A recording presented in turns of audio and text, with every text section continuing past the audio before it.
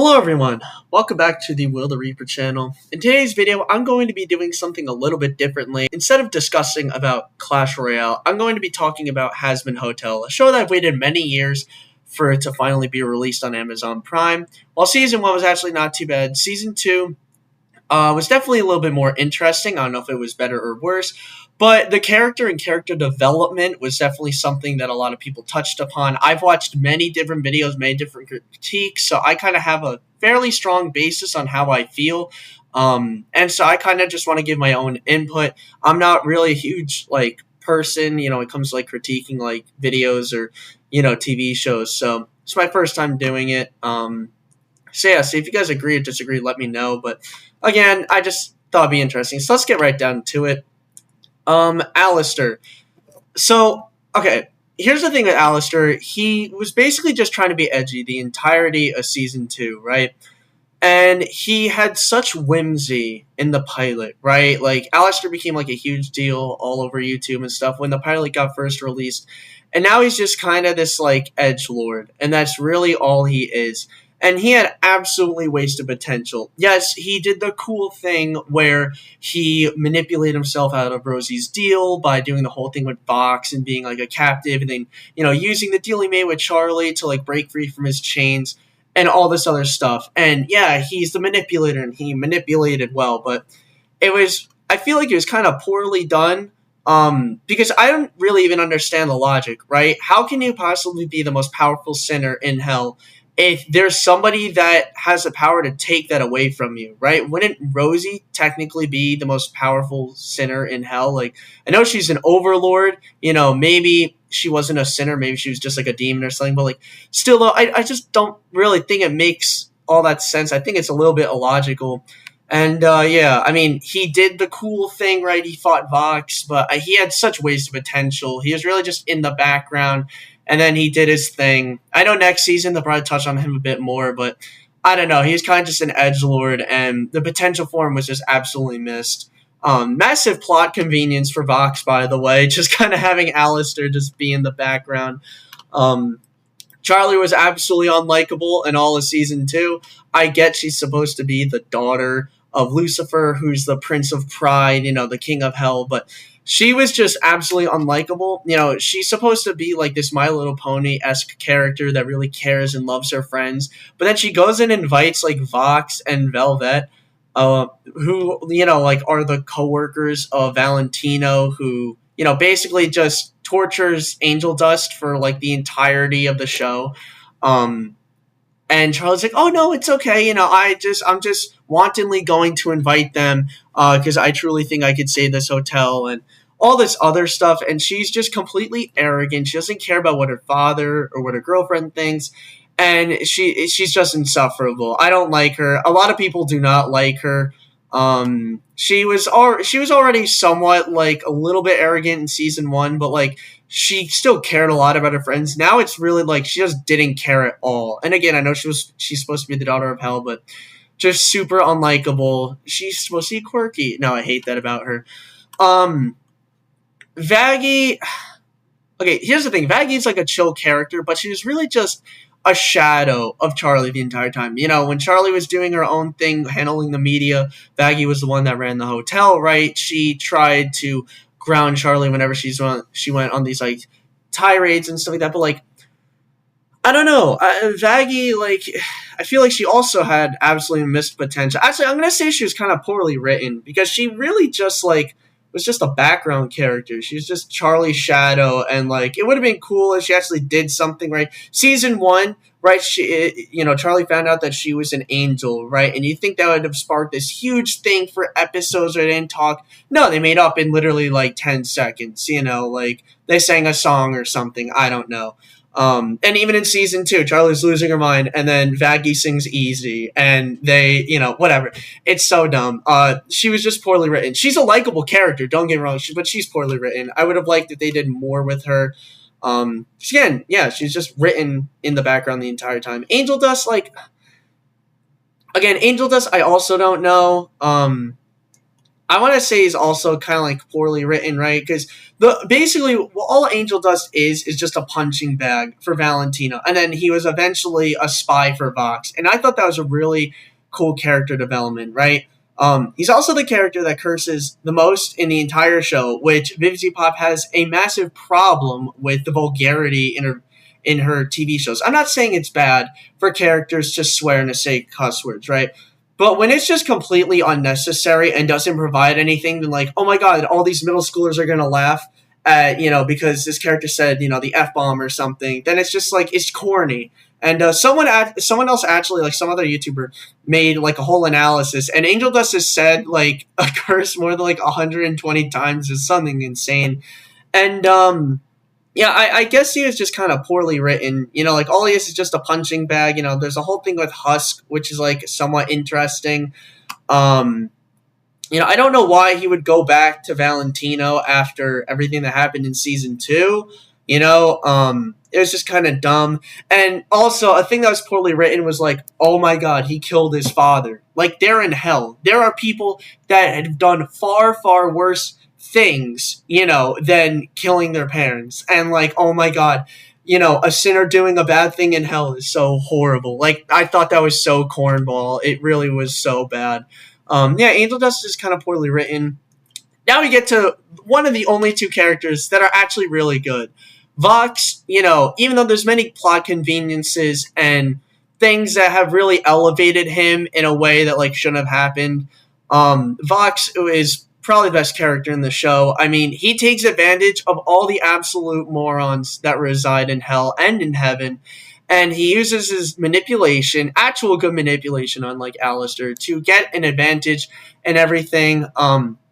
You have like the end where like he basically destroyed all of like the pentagram just to kill Alistair, which is like dumb, but like, he's so prideful, right? Like Vox should basically be the Prince of Pride. Like, forget about Lucifer. Lucifer doesn't do his job right, which I'll get to later. But Vox, did his part perfectly, right? Christian Borle is definitely the best Well, okay, that is subjective, but I think like in terms of all the songs, Christian Borle had the best, the lines, the best songs, right? Once We Get Up There is probably my favorite in the entire season, right? Vox had the best songs.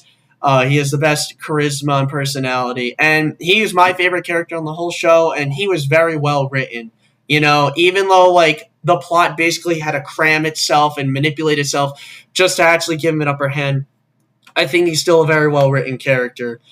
Valentino's just unlikable. I mean, like a lot of people that watch, like Vizzy Pop's work are very like, theater like, what I mean? Like, do you get what I'm saying? Like a lot of people that watch Vizzy Pop's work, I feel like are very passionate about others, right? And like the well-being of others.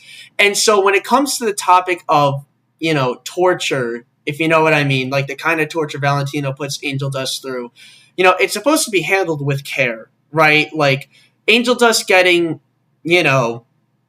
whatever by Valentino, I'm trying to say, was done very seriously in season one, right? And it was supposed to be handled in a way that like the viewers would be like, oh my god, this is horrible, but like I'm glad they're shining light as to how horrible this kind of torture can be, right? And then in season two, they just made it a big joke, right? They even play like funny sound effects as Valentino is just like, hurting Angel Dust a ton. And like no one's supposed to feel bad for this character, right? Like, oh, like Vox treats me poorly. Like, you are literally a pimp wearing a pimp hat that does unspeakable things to his clients and people that are tethered to you, when it comes to like contracts and like soul binding. And I'm supposed to feel bad for you because your coworker that's in hell where everyone's supposed to be horrible to each other is taking advantage of you and wants the spotlight for himself. I don't feel bad for you. Most people hate Valentino. I think Valentino's probably the most hateable character in the show, and for good reason. And the fact they're trying to make him like a sympathetic villain is just so dumb. Like, you have to understand, like, if you're going to write characters that are in hell, right, you have to give them a good level of complexity. To make Valentino try to be like a sympathetic villain is so dumb, right? I mean, even Vox's background. Oh, Alistair made fun of him. Really? Like, okay, I understand why he's so upset at Alistair, but to have his entire life's work be about being better than Alistair is just so dumb. Like, you're in hell. People are gonna say mean stuff to you all the time. Get over it. But yeah, anyway, Valentino's just unlikable. Velvet, she's a cool character. I'd say she's like a pretty good character. I mean, you know what? Like, I guess Miss Potential, because she is pretty interesting, right? They don't really go into her a whole lot. She is a good character, but actually, I'll put in good character. She is a good character. I wish they'd done more with her, so I guess it is Miss Potential. But like, unlike Alistair, like she absolutely did her job. She did the social media. She manipulated the public masses, right? Her fight scenes were cool, right? When she's taking like the live chat and like making them into spears and stuff. She was good, and like when Valentino was doing this, like, oh, Vox doesn't like me. I wish he would notice me. Velvet is basically like, look around you, like, come on, like Vox is like a loser, So I like that she's one of the only few characters that actually has some common sense. She despises Vox and the way he treats her, but she goes along with it because she wants a taste of heaven, right? Valentino sides with Vox because he likes Vox, right? Velvet does not like Vox, right? She mainly just wants to share some of that power, and she's actually a very grounded character who's smart, and that's what makes a good character, right? The intelligence, everything. Okay, Lucifer, like, I'm not even gonna say Miss Potential. Lucifer is just like poorly written. You're supposed to be the most powerful person in all of hell. And you're telling me that the writers nerfed you, where you can't hurt sinners? That is so dumb. Like, I can understand. Whoa, my voice cracked. I can understand that, like, if you're going to be the king of hell, you have to have some kind of weakness. And, like, okay, fine. Like, make it so you can never go to heaven and, have some kind of, like, regime going against them or something, have a massive army to revolt against him. But to say you can't hurt your own sinners is such a dumb plot convenience for Vox to just take over all of hell. It is so dumb. And they could have made Lucifer such a cool written character, but instead they decided to make him some like stupid, like quirky guy that's going through something because he's in a divorce with Lilith, with his wife. And like, and it's so dumb. I thought Lucifer could have been such a cool character, and they made him so bad. The only thing that's redeeming about Lucifer is the three songs that he's in, which two of them are actually good. I love his opening line in Vox Populi, and he's basically saying like, "Oh, you're just a dead man. Look at me, I'm awesome." Right, trying to manipulate Vox, even though Vox already knows his game. And the song with him and Alistair is pretty good. Other than that, like, he's just such a poorly written character. They could have done so much more with him.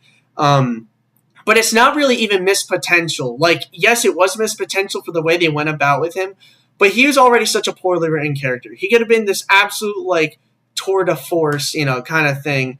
And he's just a weakling. He just doesn't care, right? And you'd figure, if you're the king of hell and you hear that this guy is like hurting your daughter, right, through like the media and stuff like that, you figure you want to intervene as fast as possible. But it took Vaggie of all people to convince him to actually do something, and it's so bad. Lilith, I don't know enough about. Like, okay, it's Charlie Morningstar's mom. Like, that's it. She's probably going to be like the main antagonist in season 3 or season 4. I don't know. There's not enough. So far, I'm not a big fan of her because she's just supposed to be this mysterious person, and that's it. And with the way they did Alistair's mystique, I don't think they're going to do Lilith any favors. She called Charlie after 2 seasons. Okay, whatever. Lute had the biggest wasted potential. You gave her the best song in all of Hazbin Hotel. Gravity is undoubtedly the best song, right? And I know it's subjective, but like, if I could put any song on the radio or show to like friends or family, Gravity is genuinely like a song that I would not be surprised if it went like platinum or something like that. Like, it is a really good song with a lot of emotion, a lot of amazing vocals, the instrumental, the Adam in the background. Like, this song was supposed to set up Lute to be an absolute force to be reckoned with in the second season. And what did they do? They made her the most pathetic person.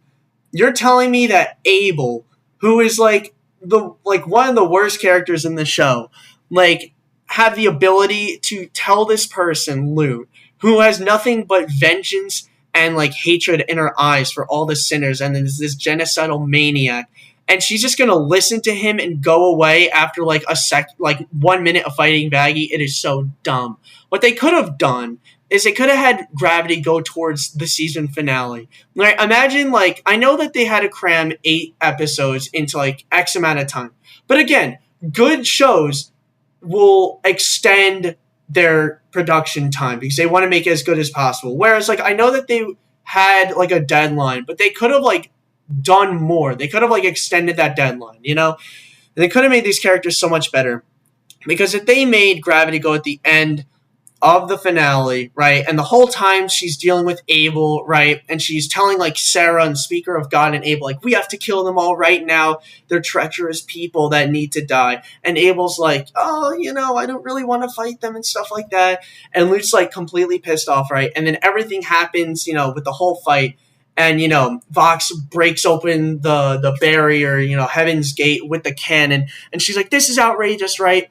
And then everything gets resolved. And then at the very end, like, Luke's losing her absolute mind. She's having these hallucinations with Adam. And she's like, this is complete garbage. Like, this is malarkey. And, you know, they killed you. They killed, you know, they're not going to... They might have an uprising against us. Like, your death is, like, the most heartbreaking thing I've ever had to go through. And, like, they need to pay. And then eventually it goes into Gravity, right? And then, like, Abel sees this. And he runs away, right? And that could have been the most perfect ending, right? Maybe show Lilith calling Charlie. But, like, okay, you know, Abel just saw all of this. And he's like, oh, God, like, Luke's out for revenge. You know, even though the whole thing got resolved, Vox is basically, like, powerless. She doesn't care. She wants her revenge. And then boom, that would have been the perfect way to set her up. But they just made her this background character, which I don't even know why they would bring. I don't know why, like, Emily and Sarah, I don't know why the Angels brought Luke with them, like, with all the gift baskets, when Luke clearly hates every single one of them. I don't know why Luke didn't just go on a killing spree the second they all went down to hell together and Vox started insulting them, but whatever. Anyway, okay. Adam, the main antagonist of season 1, he's just unlikable. You know, a lot of, like, these reviews I've seen have this thing where it's like show don't tell. You know, like, you want Adam to be an unlikable character, you want him to be sexist, you know, like, what, all these other things. Maybe show it through, like, less context, right? Instead of, like, him cursing and, like, him just being straight up, like a loser and stuff like that, like, show how powerful he is and how much everyone else hates him without saying it. You know what I mean? Again, he could have been, like, an interesting character, right? Like, I do kind of like how he just doesn't care at all. But, like, his voice lines are just so dumb. They are really dumb. And he's just not, like, a likable character. They could have made him somewhat complex, right? Where, like, when he's talking to Charlie, he's like, I hear your point. You know, that's pretty good. And then, like, after she leaves, he just turns around to Luke and goes like, oh my God, what an absolute joke. She's a moron. Like, you know, she's never getting a chance. But no, she has to say it in front of her face. He has to say it in front of her face and just make it so obvious that he's just like this jerk. I don't know. He was just unlikable and poorly written. It's best of both worlds. Abel, I think, I'm going to say Abel was poorly written, right? Because in terms of his potential, they could have built up a much longer character development, right? They could have shown why he was scared. Maybe, like, 7 years ago, right? Because I think the extermination started 7 years ago, right? Maybe when he was, like, I don't know, he's probably, like, 18, 19. Maybe when he was, like, 12 years old, Adam took him to see an extermination, and he was unbelievably close to dying, right? Or getting seriously hurt. Or he saw all this bloodshed, and it has scarred him for life. And that's why he's an absolute coward. Instead, they just say that he's scared for absolutely no reason. And you know what? Okay, fine. You can have a character that's scared. But to rush his entire character development in a span of like 40 seconds, which, yes, the song was good. You know, you have the singer from Fall Out Boy, which, you know, his voice is awesome. And, you know, the instrument was amazing. You know, songs aren't supposed to do the character justice, right? Unless it's like a Disney song like Poor Unfortunate Souls, where they made Ursula look so manipulative and cunning and amazing. No, Abel's song was just so rushed. And it's like, they should have They should have spent much more time into him being this like weakling and who's someone who's scared and as someone who's brave. And yeah, he was just so poorly written. Again, he did have missed potential, but since they basically already summed up the entirety of his character, he's just poorly written. That's all I gotta say. Sarah, I mean, I don't know. Sarah like is a decent character. She doesn't exactly know why she let you know she doesn't she's very conflicted in herself as to why she allowed the exterminations because I mean well mainly because she thinks that sinners aren't redeemable until Sir Pentious comes along and convinces her, right? And I think that's something that's very touching. I didn't really have any problems with Sarah. uh I guess like she was so blind as to all the destruction. Like I know it took Sir Pentious to kind of explain to her why what she did was so horrible, but like if you're gonna be this person, this seraphim that has the power to command like thousands of angels to slaughter sinners, like you kind of know what you're doing. If I'm being honest, it is a poorly written character. Like it really took someone to be redeemed to realize like okay maybe slaughtering thousands of sinners is like a really horrible thing and they all had like wives and children and spouses and partners and all these other things. Like I don't know, like if you're gonna she should have been more like Adam, you know what I mean? Not someone that like curses a bunch and is just like a jerk, but someone that was like they know what they're doing and they don't really care. And that would have been good, right? Because Hazbin Hotel tries to make heaven seem like a bad place, right? At least from my perspective, right? They try to make all these angels seem like they don't care about hell, in the slightest and stuff. But a lot of the angels were very shocked when it was revealed what the extermination was, right? Most of them were appalled. They're like, "What's going on?" And Sarah didn't seem to care that much until Sir Pentious like opened up her eyes. Um, so kind of poorly written. Like you have to know what you'd be doing. Emily, she's not like an unlikable character. She's just the heavenly version of Charlie. And she, hold on. Let me add a row below. And I'll say she's probably going to be the only character in this list. She is a decent character. And I'll make this pink. Actually, white because because Emily, like the angel wings are white. Or gray or whatever. She's a decent character. She's a heaven version of Charlie. And that's it. At least she cares about the people that she talks about. And when she makes decisions like making fruit baskets and stuff, she makes sure that everybody gets her approval first and stuff like that before she just does her own things, whereas Charlie just screws over everybody and doesn't care. Speaker of God is poorly written.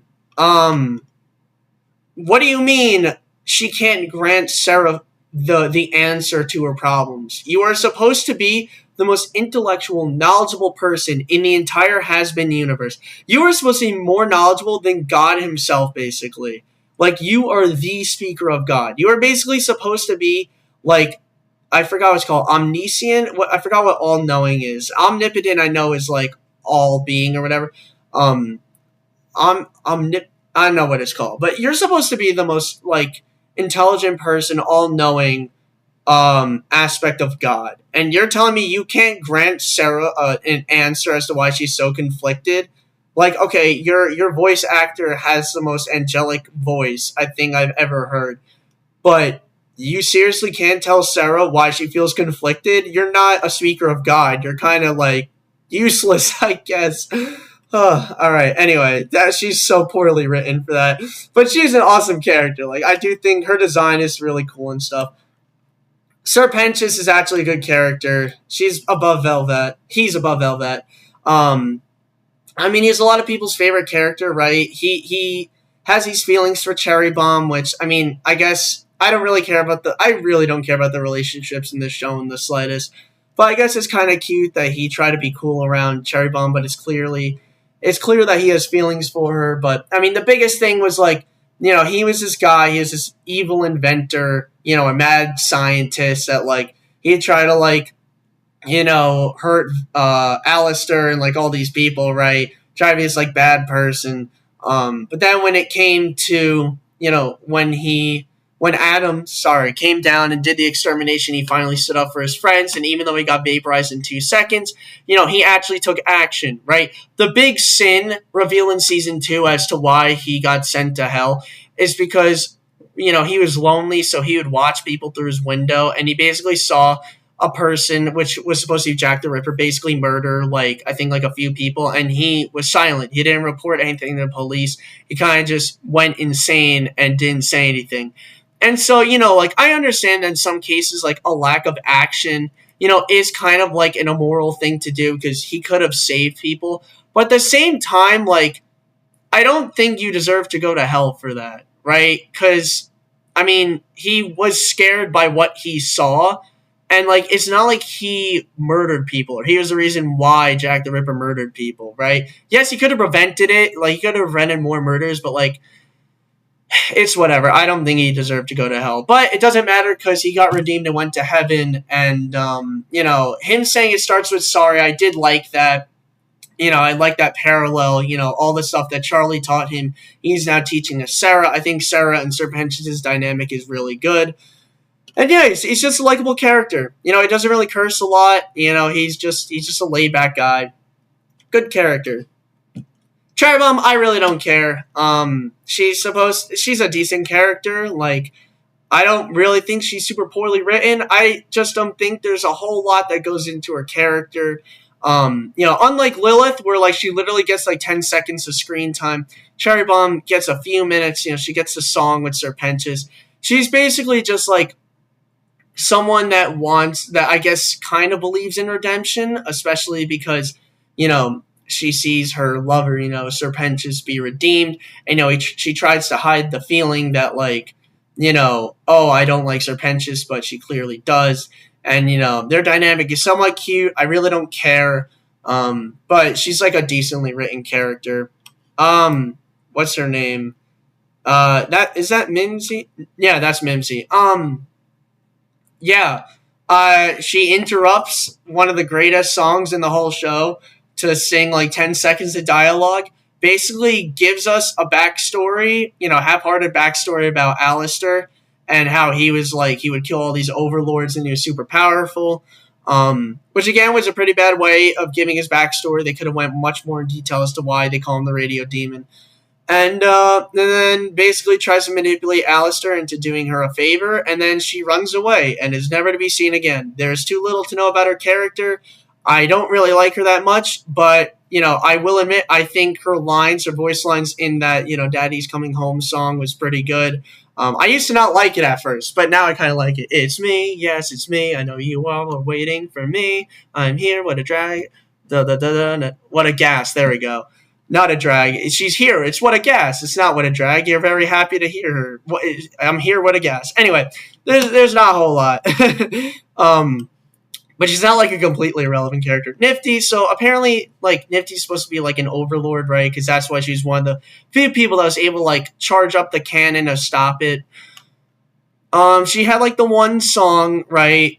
When she was talking to the media, right? Because apparently she gets scared or she hates cameras or something like that. She's just an oddball. She's all right. I think her and Baxter are somewhat cute, but I really don't care about the relationships and stuff. But again, a relationship gives a character a little bit more depth, right? It gives them a little bit more motive as to why they do things, right? Cherry Bomb stays at the hotel, right? Not only because of angel dust, but she also probably might want to see Serpentius in heaven, which might get revealed later or something like that.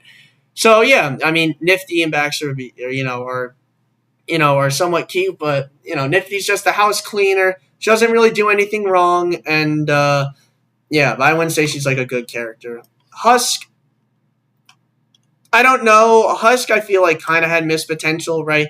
He's tethered to Alistair, and they could have done a lot more with explaining how he plans on getting out of Alistair's grasp, right? In season 1, it's actually, this is the kind of writing that's good. In season 1, when the whole fight with Adam and Alistair, resolved and stuff, and Alistair's nowhere to be found, Husk is extremely happy because he thinks he's finally free. But then once Alistair, says, no, I'm all here, whatever, it's clear that, Husk is just, very, upset again because, oh, I'm tethered. they could have went a lot more into how he escapes this deal, I guess, but they don't really go into it.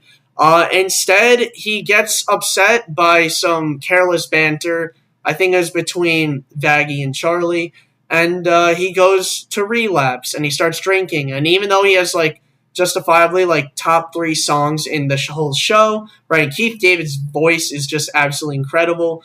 That was it. They were like they didn't go into his backstory. They didn't go into him having to escape from Alistair's deal. It was just basically him relapsing, him being there for Angel Dust, and like that was it. Like that was it. And then just him saying some like semi funny lines, I guess. But like, yeah, okay, he helped Angel Dust. He tried to redeem Angel Dust, and then was there fighting with, I think it was Cherry Bomb, to fight Valentino, and then that was it. And then nothing really happened with Husk. Yeah, so I'd say he has missed potential.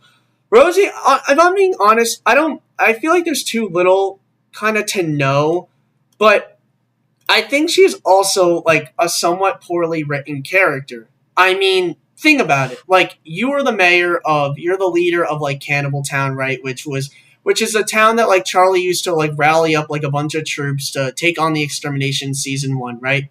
You have made a deal for like decades with Alistair, who became the radio demon, who eventually became one of the most powerful sinners in hell, right? And you upheld your end of the bargain.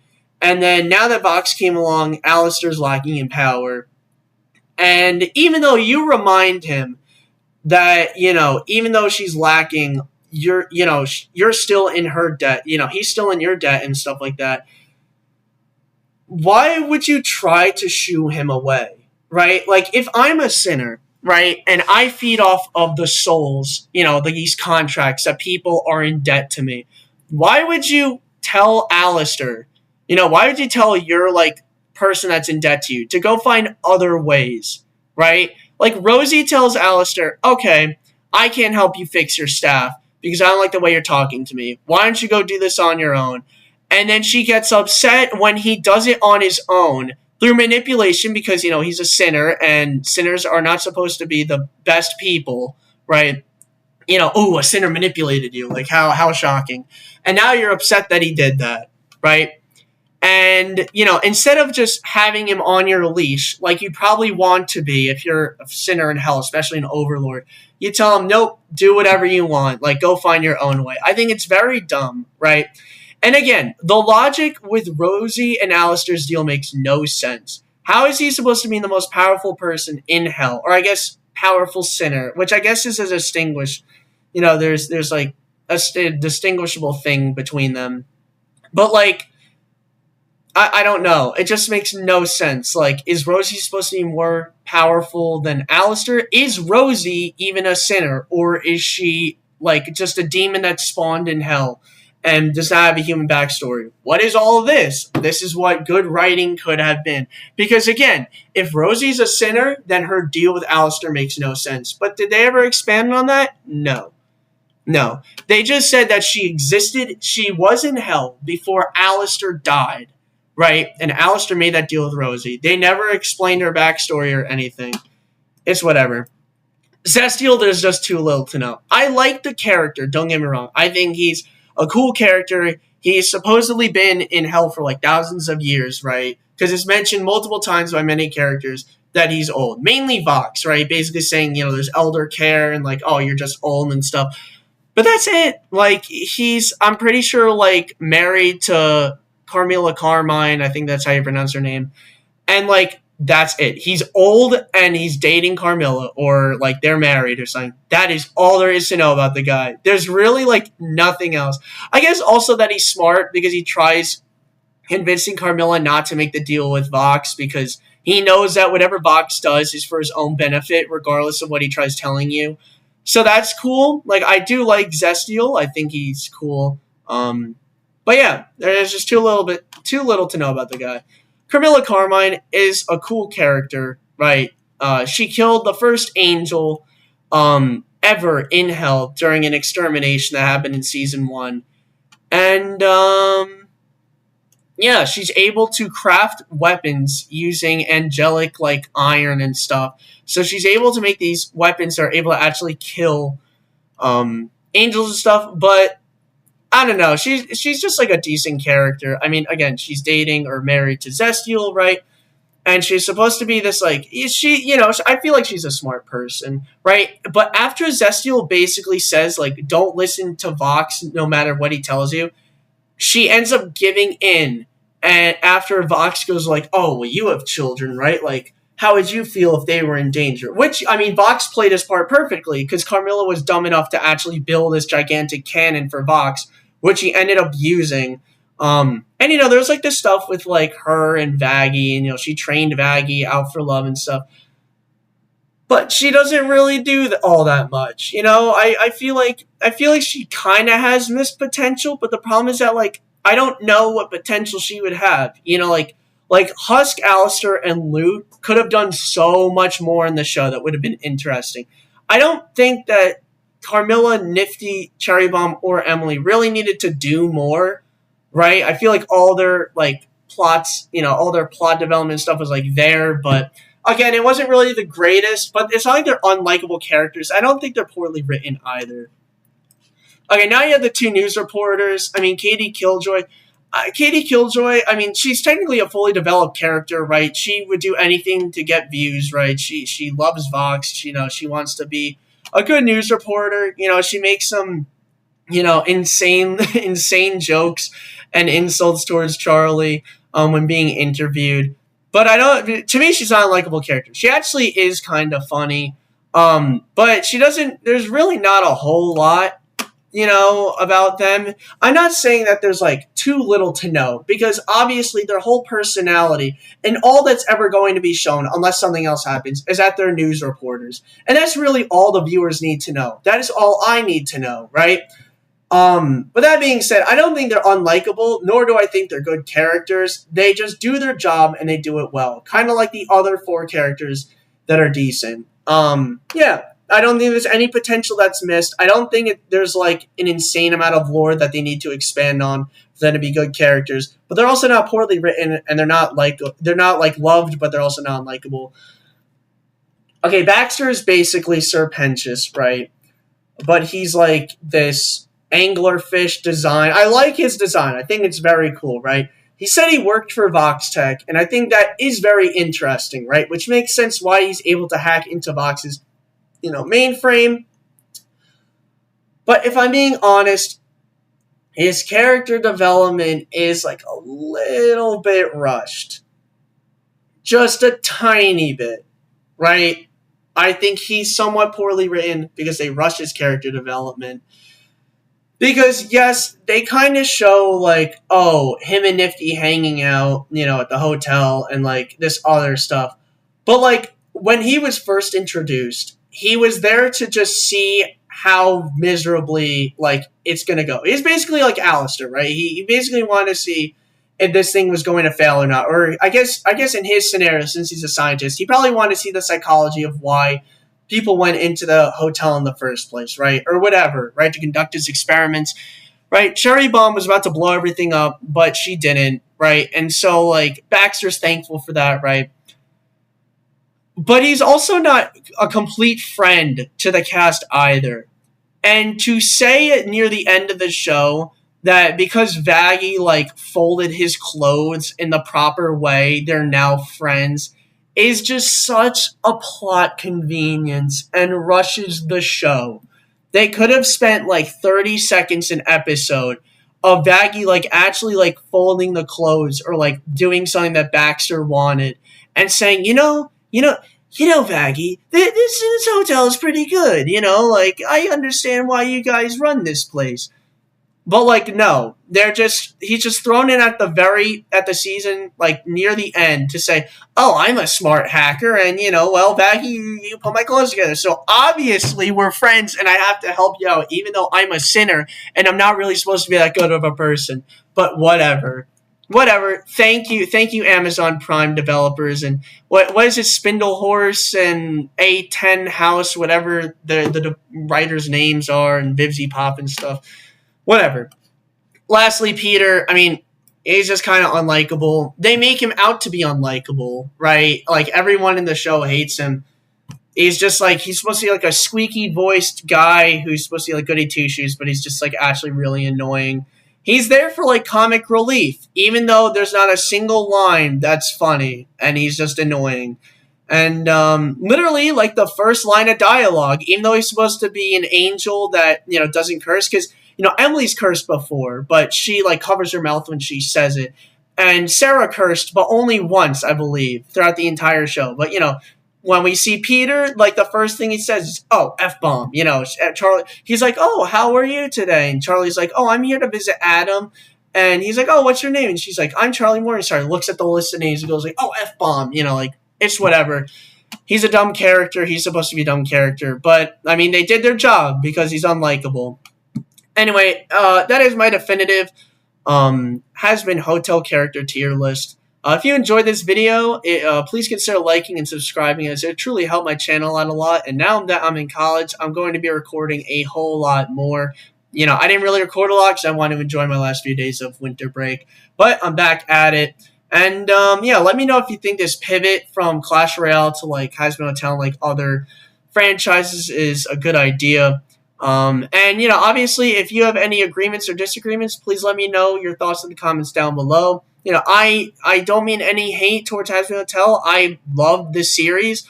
But that being said, there was definitely a lot more that the writers could have done. You know, they only had 8 episodes, but again, they could have done a lot more. I love the characters. I think each character is awesome. But that being said, there was definitely a whole lot more they could have done.